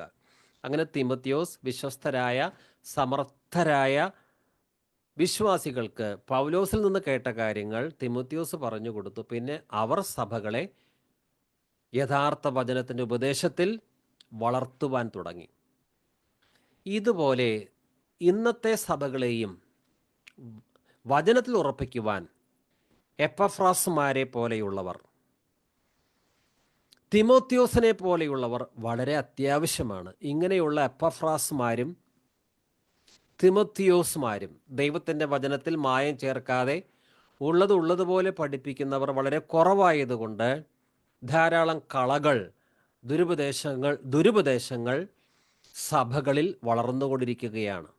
കള്ള അപ്പസ്തലന്മാരും വ്യാജ പ്രവാചകന്മാരും പെരുകുന്നു. കാരണം കള്ള അപ്പസ്തലന്മാരാണെന്ന് തിരിച്ചറിയാൻ വിശ്വാസികൾക്ക് വചനജ്ഞാനമില്ല. വ്യാജ പ്രവാചകന്മാരെ ഇവർ പണം തട്ടിക്കാൻ വേണ്ടിയാണ് ഈ നടത്തുന്ന കസർത്തുകളെന്ന് തിരിച്ചറിയുവാൻ പല വിശ്വാസികൾക്കും സാധിക്കുന്നില്ല. കാരണം എന്താണ്? യഥാർത്ഥ ഉപദേശം, പത്യോപദേശം, അപ്പസ്തോലിക പ്രബോധനം, പൗലോസ് എഴുതിയ ലേഖനങ്ങൾ, അപ്പസ്തോല പ്രവർത്തികൾ, 4 സുവിശേഷങ്ങൾ, പുതിയ നിയമം കാര്യമായിട്ട് പല സഭകളും പഠിപ്പിക്കാതെ ഏതോ വിടുതൽ ഇപ്പോൾ കിട്ടും എന്ന് പറയുന്ന ആവേശത്തിൻ്റെ മുൾമുനയിൽ നിർത്തുന്ന പ്രസംഗങ്ങളും സങ്കീർത്തന പ്രബോധനങ്ങളും അതിനുവേണ്ടി മാത്രം സമയം ചെലവഴിക്കുന്നു. ക്രിസ്തുവിൻ്റെ പ്രബോധനങ്ങളും അപ്പസ്തോലന്മാരുടെ പ്രബോധനങ്ങളും പാടെ അവഗണിക്കുന്നു. തദ്ഫലമായി കള്ളപ്രവാചകന്മാരും അതുപോലെ തന്നെ വചനമറിയാതെ ജഡത്തിൽ ജീവിക്കുന്ന ജഡിക പ്രവൃത്തികൾ ചെയ്യുന്ന വിശ്വാസികളും പെരുകിക്കൊണ്ടിരിക്കുന്നു. ദുരുപദേശകന്മാരെ ഭക്തരെന്ന് ജനം പുകഴ്ത്തിക്കൊണ്ടിരിക്കുന്നു. അത് സംഭവിക്കാൻ പാടില്ല. ഇവിടെ കൊളോസ്യർ 1:7 ഞങ്ങളുടെ പ്രിയപ്പെട്ട സഹശുശ്രൂഷകൻ എപ്പഫ്രാസിൽ നിന്നാണല്ലോ നിങ്ങളിത് ഗ്രഹിച്ചത്. എപ്പഫ്രാസിൽ നിന്ന് ഇവർ സുവിശേഷം ഗ്രഹിച്ചു. മാത്രമല്ല ആത്മീക വളർച്ചയ്ക്ക് ഉതകുന്ന, എന്നും ശിശുവായിരുന്നാൽ പോരല്ലോ, വചനത്തിൽ വളരണം, അതിനു പറ്റിയ ഉപദേശങ്ങളും എപ്പഫ്രാസിൽ നിന്ന് ഈ കൊളോസിയയിലെ വിശ്വാസികൾ സ്വീകരിച്ചു. അങ്ങനെയാണ് അവർ ആത്മീക വളർച്ച പ്രാപിക്കുന്നത്. എന്നിട്ട് ഇവർ വളർന്ന് എത്രത്തോളം എത്തണം? ക്രിസ്തു വന്ന തലയോളം വളരണം. ഹല്ലേലൂയ, ദൈവത്തിന് സ്തോത്രം. എബ്രായ ലേഖനം 9:13 വായിക്കുന്നു. ഓക്കെ, ആ വാക്യമല്ല. ഫിലമോൻ 1:23 യേശു ക്രിസ്തുവിൽ എൻ്റെ കൂട്ടുതടവുകാരനായ എപ്പഫ്രാസ് നിനക്ക് അഭിവാദനങ്ങൾ അർപ്പിക്കുന്നു. മറ്റൊരു മെസ്സഞ്ചറായിരുന്നു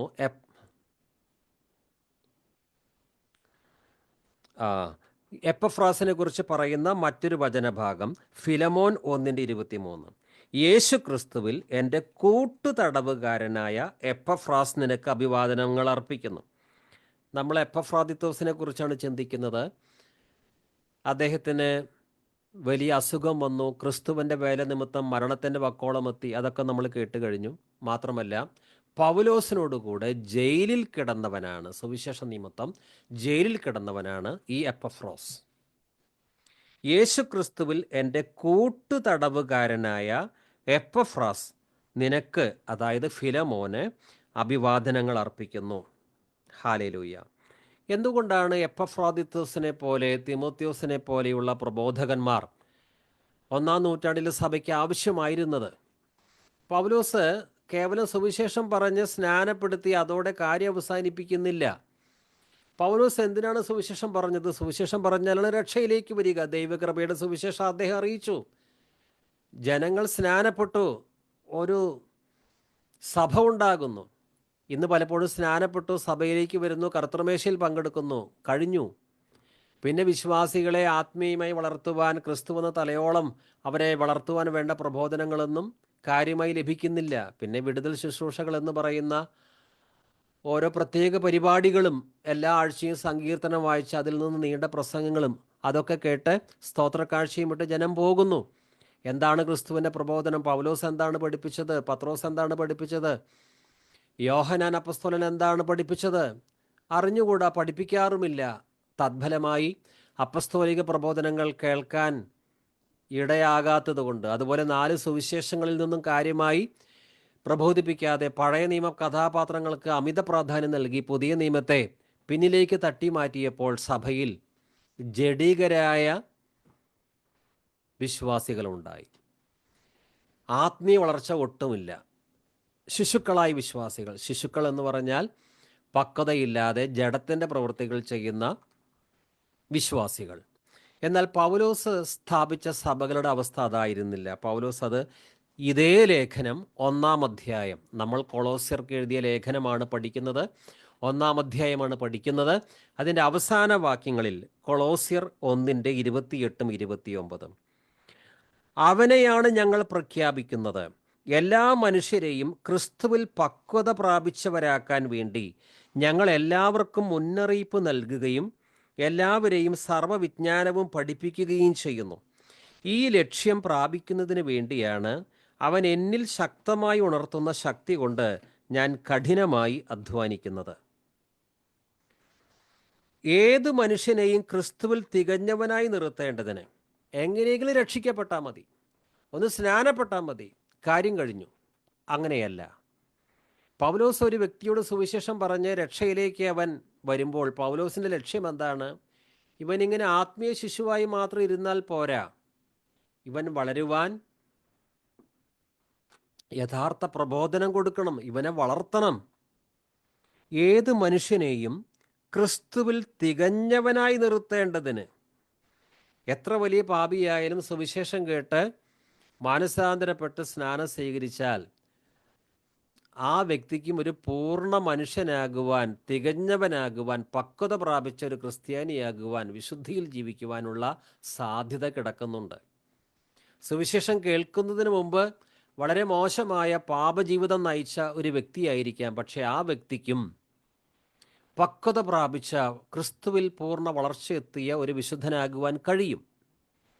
ഏത് മനുഷ്യനെയും ക്രിസ്തുവിൽ തികഞ്ഞവനായി നിർത്തേണ്ടതിന്, അതാണ് ലക്ഷ്യം, പൗലോസിൻ്റെ ലക്ഷ്യം.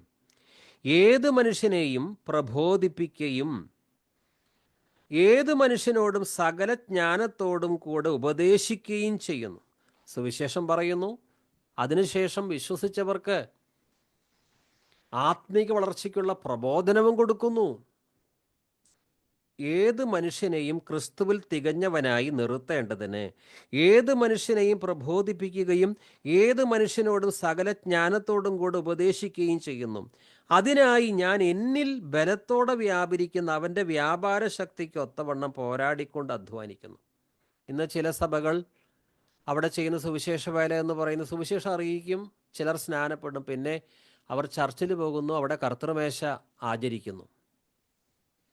ക്രിസ്തു ശിഷ്യരായി വളരുവാൻ വേണ്ട പുതിയ നിയമ പ്രബോധനങ്ങൾ പല സഭകളും ഇന്ന് അവഗണിച്ചിരിക്കുകയാണ്. തദ്ഫലമായി സഭാരാഷ്ട്രീയവും ജഡീകരും കള്ളപ്രവാചകന്മാരും കള്ളയപ്പസ്തലന്മാരും വർദ്ധിക്കുന്നു. വിശ്വാസികൾക്ക് എന്താണ് ക്രിസ്തീയ ശിഷ്യത്വം എന്നറിയാതെ, വചനത്തിൻ്റെ ബാലപാഠങ്ങൾ പോലും അറിയാതെ അവർ പേരിന് മാത്രം ക്രിസ്ത്യാനികളായി ജീവിക്കുന്ന ഒരവസ്ഥയിലേക്ക് വരുന്നു. അവർ മുമ്പുണ്ടായിരുന്ന കത്തോലിക്ക പാരമ്പര്യം, അക്രൈസ്തവ പാരമ്പര്യം ഒക്കെ ഉപേക്ഷിച്ചെങ്കിലും സ്വഭാവം നോക്കുമ്പോൾ വലിയ വ്യത്യാസമൊന്നും വന്നിട്ടില്ല എന്ന് കാണാം. പല വിശ്വാസികളുടെ അവസ്ഥ അതാണ്. എല്ലാവരുടെയും കാര്യമല്ല പറയുന്നത്. ഇതിൻ്റെ നടുവിൽ പിന്നോട്ട് പോകാതെ കഠിനശ്രമം നടത്തി വചനത്തിൽ വളരുവാൻ ശ്രമിക്കുന്ന ധാരാളം വിശുദ്ധരുണ്ട്. അവരെക്കുറിച്ചല്ല പറയുന്നത്. പൗലോസ് പറയുന്നു, അവനെയാണ് ഞങ്ങൾ പ്രഖ്യാപിക്കുന്നത്, യേശുവിനെ. സുവിശേഷം ഞങ്ങൾ പ്രഖ്യാപിക്കുന്നു.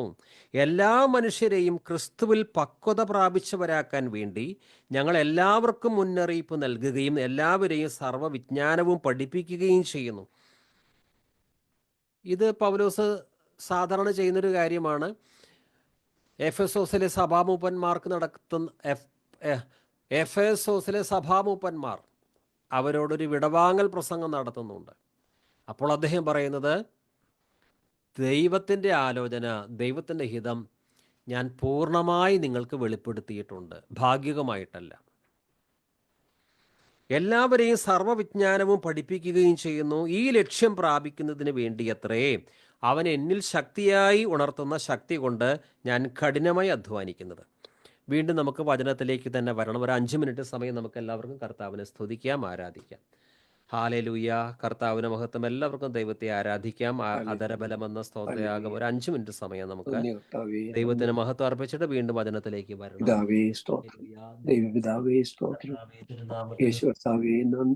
പരിശുദ്ധാത്മാവേ വാഴ്ത്തുക. ഇവിടുത്തെ ഉപകാരങ്ങളൊന്നും മറക്കരുത്.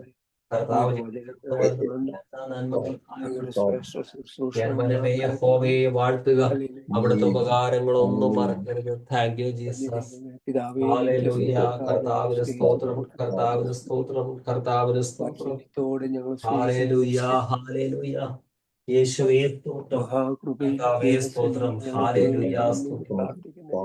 ഹല്ലേലൂയ, യേശുവിന് സ്തോത്രം, കർത്താവിന് സ്തോത്രം. Hallelujah, hallelujah. യേശുവേ സ്തോത്രം ചെയ്യുന്നു, സ്തോത്രം. കർത്താവിന് സ്തോത്രം. ഹല്ലേലൂയ. സത്യത്തിൽ ഓരോ ദിവസവും ഹല്ലേലൂയ, ഹല്ലേലൂയ, ഹല്ലേലൂയ, ഹല്ലേലൂയ. അങ്ങ് പരിശുദ്ധൻ, അങ്ങ് പരിശുദ്ധൻ, അങ്ങ് പരിശുദ്ധൻ, അങ്ങ് പരിശുദ്ധൻ, അങ്ങ് പരിശുദ്ധൻ.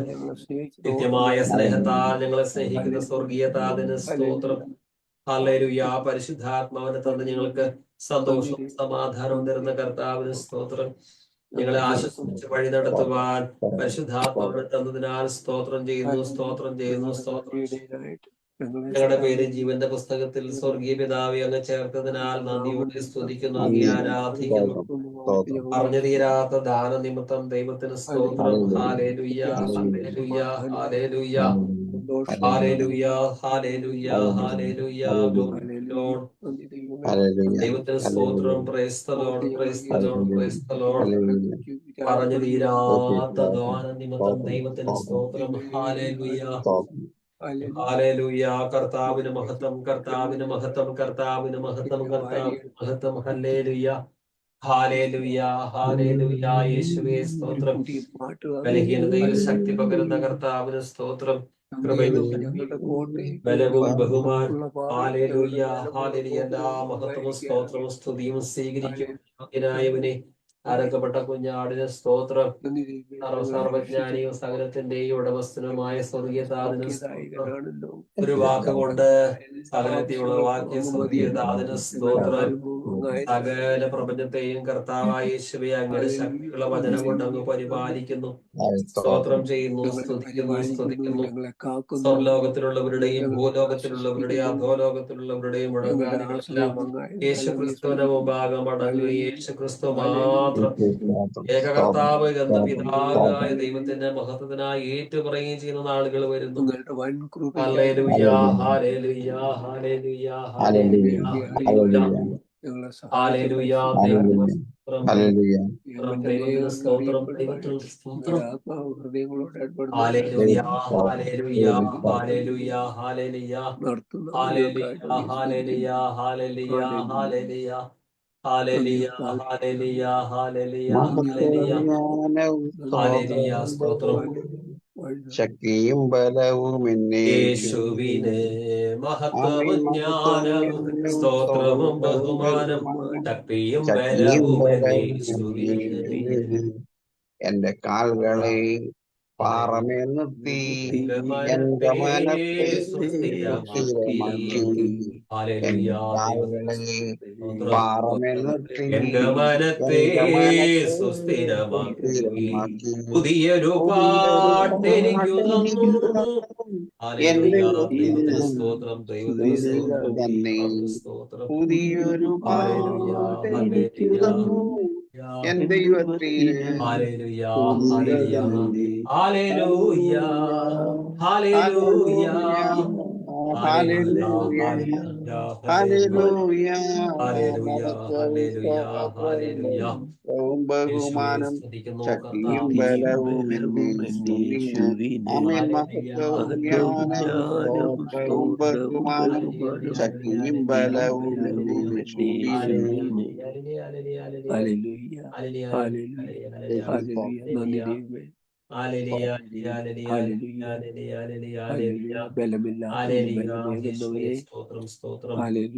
ഞാൻ യഹോവയ്ക്കായി കാത്തുകാത്തല്ലോ, അവനെങ്കലേക്കു ചാഞ്ഞുകേട്ടല്ലോ. ഞാൻ യഹോവയ്ക്കായി കാത്തുകാത്തല്ലോ, അവനെങ്കലേക്കു ചാഞ്ഞുകേട്ടല്ലോ. നാശകരമായ കുഴിയിൽ നിന്നും കുഴഞ്ഞ ചേറ്റിൽ നിന്നും കയറ്റി. നാശകരമായ കുഴിയിൽ നിന്നും കുഴഞ്ഞ ചേറ്റിൽ നിന്നും കയറ്റി. Hallelujah, hallelujah, hallelujah, hallelujah. മഹത്വവും ജ്ഞാനവും ബഹുമാനം ശക്തിയും ബലവും ആമേൻ. മഹത്വവും ജ്ഞാനവും സ്തോത്രവും ബഹുമാനം ശക്തിയും ബലവും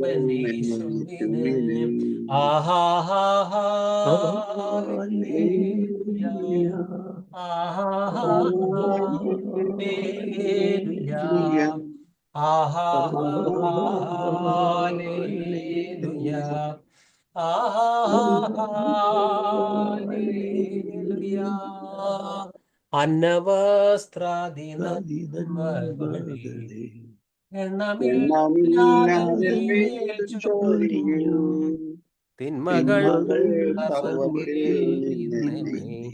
കൺമണി പോലെ കാക്കും നീ. നിൻ മഹാകൃപയ്ക്കായി അങ്ങേ ഞാൻ സ്തുതിച്ചിടുമെന്നും. നിൻ മഹാകൃപയ്ക്കായി അങ്ങേ ഞാൻ സ്തുതിച്ചിടുമെന്നും. നിൻ മഹാകൃപയ്ക്കായി അങ്ങേ ഞാൻ സ്തുതിച്ചിടുമെന്നും.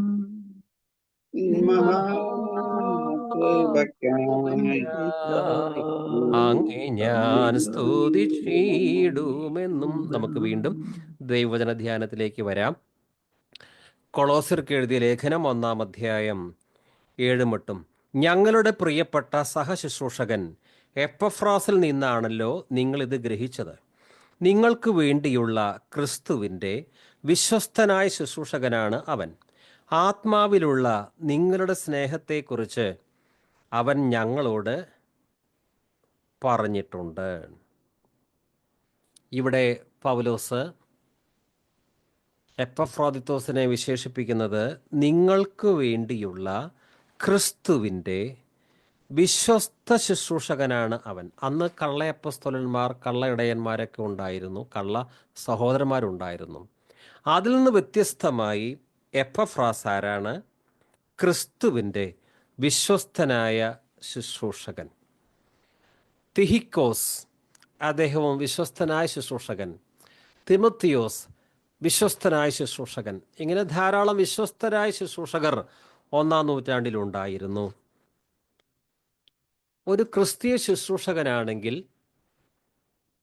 ഇനി ക്രിസ്തു വിശ്വാസിയാണെങ്കിൽ അവൻ വിശ്വസ്തനായിരിക്കണം. എഫേസ്യർ 6:21 ഞാൻ എങ്ങനെ ഇരിക്കുന്നെന്നും എന്തു ചെയ്യുന്നെന്നും അറിയാൻ നിങ്ങൾക്ക് ആഗ്രഹമുണ്ടായിരിക്കുമല്ലോ. നമ്മുടെ പ്രിയ സഹോദരനും കർത്താവിൻ്റെ വിശ്വസ്ത ശുശ്രൂഷകനുമായ തിഹിക്കോസ് നിങ്ങളോടെല്ലാം പറയുന്നതാണ്.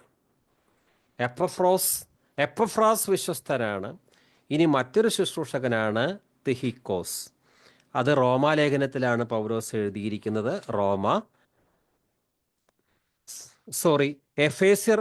എഫേസ്യർക്ക് എഴുതിയ ലേഖനത്തിലാണ് തിഹിക്കോസിനെ കുറിച്ച് പറയുന്നത്. എഫേസ്യർ 6:21 ഞാൻ എങ്ങനെ ഇരിക്കുന്നെന്നും എന്തു ചെയ്യുന്നെന്നും അറിയാൻ നിങ്ങൾക്ക് ആഗ്രഹമുണ്ടായിരിക്കുമല്ലോ. നമ്മുടെ പ്രിയ സഹോദരനും കർത്താവിൻ്റെ വിശ്വസ്ത ശുശ്രൂഷകനുമായ തിഹിക്കോസ് നിങ്ങളോടെല്ലാം പറയുന്നതാണ്. ഇനി തിമോത്തിയോസ് വളരെ വിശ്വസ്തനാണ്. കർത്താവിനോട് വിശ്വസ്തനായവൻ മനുഷ്യരോടും വിശ്വസ്തനായിരിക്കും. 1 കൊരിന്ത്യർ 4:17 കർത്താവിൽ എൻ്റെ പ്രിയപുത്രനും വിശ്വസ്തനുമായ തിമോത്തിയോസിനെ നിങ്ങളുടെ അടുത്തേക്ക് ഞാൻ അയച്ചത് എല്ലായിടത്തുമുള്ള എല്ലാ സഭകളിലും ഞാൻ അവരെ പഠിപ്പിച്ചു കൊണ്ടിരിക്കുന്നത് പോലെ ക്രിസ്തുവിലുള്ള എൻ്റെ മാർഗങ്ങൾ നിങ്ങളെയും അനുസ്മരിപ്പിക്കുവാനാണ്. വചനമെന്നുള്ളത് ഏറ്റവും വലിയ നിധിയാണ്. ഇത് പരിശുദ്ധമാണ്. ഒട്ടും മായം ചേർക്കാതെയാണ് ഈ വചനം ശുശ്രൂഷകന്മാർ കൈകാര്യം ചെയ്യേണ്ടത്. 1-ാം നൂറ്റാണ്ടിൽ തന്നെ വിശ്വസ്തരല്ലാത്ത, വചനത്തിൽ മായം ചേർക്കുന്ന കച്ചവടക്കാർ ധാരാളമുണ്ടായിരുന്നു. അവർ ദൈവത്തോടും ദൈവത്തിൻ്റെ വചനത്തോടും വിശ്വസ്തരായിരുന്നില്ല. വിശ്വാസികളെ കബളിപ്പിക്കുകയാണ് ചെയ്തത്. അതിനു നടുവിൽ ഇതാ വിശ്വസ്തരായ ധാരാളം ദൈവമക്കളും ശുശ്രൂഷകന്മാരും 1-ാം നൂറ്റാണ്ടിലുണ്ടായിരുന്നു. അവരിൽ ചിലരാണ് ഈ തിഹിക്കോസ്, എപ്പഫ്രോസ്, അതുപോലെ പൗലോസ്, തിമോത്തിയോസ് തുടങ്ങിയവർ. കർത്താവിൽ എൻ്റെ പ്രിയപുത്രനും വിശ്വസ്തനുമായ തിമോത്തിയോസിനെ നിങ്ങളുടെ അടുത്തേക്ക് ഞാൻ അയച്ചത് എല്ലായിടത്തുമുള്ള എല്ലാ സഭകളിലും ഞാൻ അവരെ പഠിപ്പിച്ചു കൊണ്ടിരിക്കുന്നത് പോലെ ക്രിസ്തുവിലുള്ള എൻ്റെ മാർഗങ്ങൾ നിങ്ങളെയും അനുസ്മരിപ്പിക്കുവാനാണ്. ഇനി പഴയ നിയമത്തിൽ മോശ വിശ്വസ്തനായിരുന്നു. ഏതെങ്കിലും ഒരു മേഖലയിലല്ല. സംഖ്യ 12:6 തൊട്ട് അവർ മുന്നോട്ട് ചെന്ന് അവിടുന്ന് അരുളി ചെയ്തു എൻ്റെ വചനം ശ്രവിക്കുക. നിങ്ങളുടെ ഇടയിൽ ഒരു പ്രവാചകനുണ്ടെങ്കിൽ കർത്താവായ ഞാൻ ദർശനത്തിൽ അവന് എന്നെ തന്നെ വെളിപ്പെടുത്തി കൊടുക്കും. സ്വപ്നത്തിൽ അവനോട് സംസാരിക്കുകയും ചെയ്യും. എൻ്റെ ദാസനായ മോശയുടെ കാര്യത്തിൽ അങ്ങനെയല്ല. അവനെ എൻ്റെ ഭവനത്തിൻ്റെ മുഴുവൻ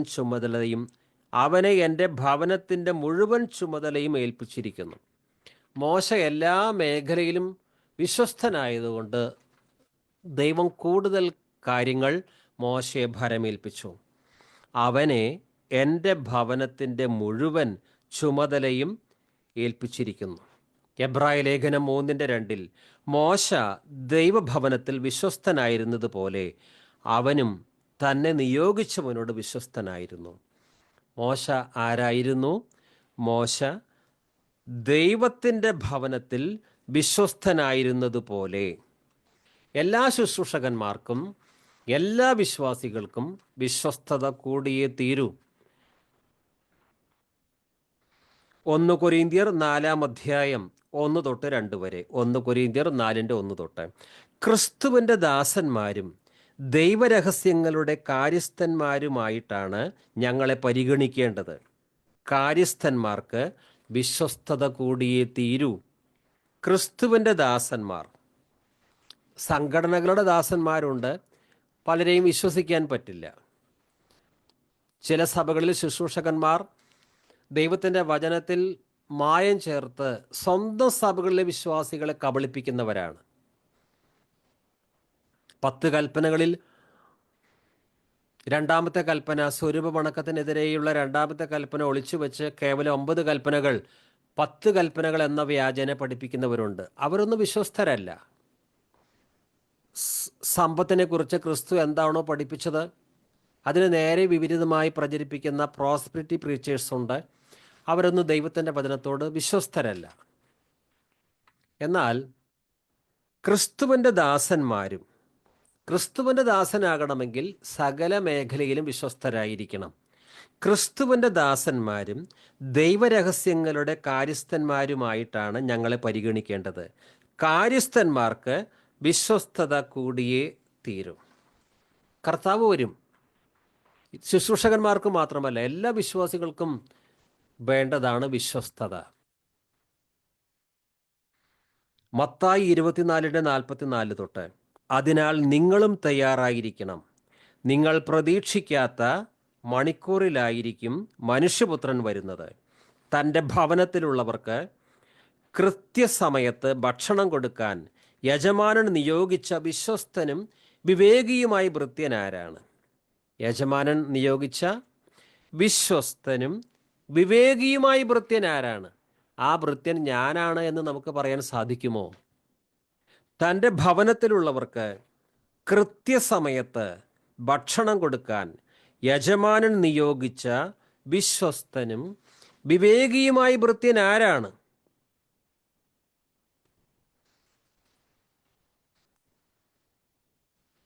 ഹല്ലേലൂയ. ദൈവത്തിന് സ്തോത്രം. നമുക്ക് വീണ്ടും വചനം ധ്യാനിക്കാം. കർത്താവ് അനുവദിച്ചാൽ നാളെ നമുക്ക് ബാക്കി ചിന്തിക്കാമെന്ന് കരുതുന്നു. സബാസ്റ്റ്യൻ ബ്രദർ പ്രാർത്ഥിച്ച് ആശീർവാദം പറയും. ഞങ്ങൾ സ്വർഗീയ പിതാവേ, ഇന്ന് രാത്രിയിലും വേണ്ടി ഞങ്ങൾക്ക് ഞങ്ങളുടെ വചനം ധ്യാനിപ്പാനായിട്ട് കർത്താവ് കൃപ ചെയ്തല്ലോ. ദൈവമേ, ഞങ്ങളുടെ ശുശ്രൂഷകൾ ഏൽപ്പിച്ചിരിക്കുന്ന അവർ വിശ്വസ്തരായിട്ട് ദൈവമേ, ദൈവ രഹസ്യങ്ങളുടെ കാര്യസ്ഥന്മാരായിട്ട് ദൈവമേ, തിമോത്തിയെ പോലെ, എപ്പഫ്രാസിനെ പോലെ, തിഹിക്കോസിനെ പോലെ, മോശയെ പോലെ വിശ്വസ്തരായിരിക്കാനായിട്ട് സഭയിലുള്ള മറ്റുള്ളവരുടെ വിഷയങ്ങളിൽ വലിയ ഭാരവും താല്പര്യവും ഉള്ളവരായിരിക്കാനായിട്ട്, മറ്റുള്ളവരെ കുറിച്ച് നല്ല ശുശ്രൂഷകരെ, വിശ്വസ്ത ശുശ്രൂഷകരെ കുറിച്ച് നല്ലത് പറയുന്നവരായിട്ട്, അങ്ങനെ കർത്താവെ ദൈവസഭയെ കുറിച്ചുള്ള വലിയ ഭാരവും ശുശ്രൂഷയിൽ മരണത്തോളം പോലും ആയവരുമായിട്ടുള്ള അങ്ങയുടെ ശുശ്രൂഷകന്മാർക്കായിട്ട് സ്തോത്രം ചെയ്യുന്നു. അങ്ങനെയുള്ളവരെ കർത്താവ് ഈ ദിവസം, ഈ നാളുകളിൽ കർത്താവ് ഇനിയും എഴുന്നേൽപ്പിക്കുമാറാണമേ എന്ന് പ്രാർത്ഥിക്കുന്നു. ദൈവമേ, അങ്ങയുടെ വചനം കേൾക്കുന്ന ഞങ്ങളുടെ ഇടയിൽ നിന്ന് അങ്ങനെയുള്ളവരെ കർത്താവ് എഴുന്നേൽപ്പിക്കണമേ എന്ന് പ്രാർത്ഥിക്കുന്നു. അങ്ങ് പ്രാർത്ഥന കേട്ട് ഓർത്ത് ഞങ്ങളങ്ങേ സ്തുതിക്കുന്നു. യേശു കർത്താവിന്റെ നാമത്തിൽ തന്നെ ആമേൻ. പിതാവായ ദൈവത്തിന്റെ സ്നേഹവും പുത്രനായ യേശു കർത്താവിന്റെ കൃപയും പരിശുദ്ധാത്മാവിന്റെ കൂട്ടായ്മയും സകല വിശുദ്ധരോട് ഇരിക്കുമാറാകട്ടെ. നമ്മുടെ പിതാവായ ദൈവത്തിന് എല്ലാ മഹത്വവും അർപ്പിക്കുന്നു. Hallelujah, hallelujah, hallelujah. ഹല്ലേലൂയ. ആമേൻ. കർത്താവേ വരണമേ.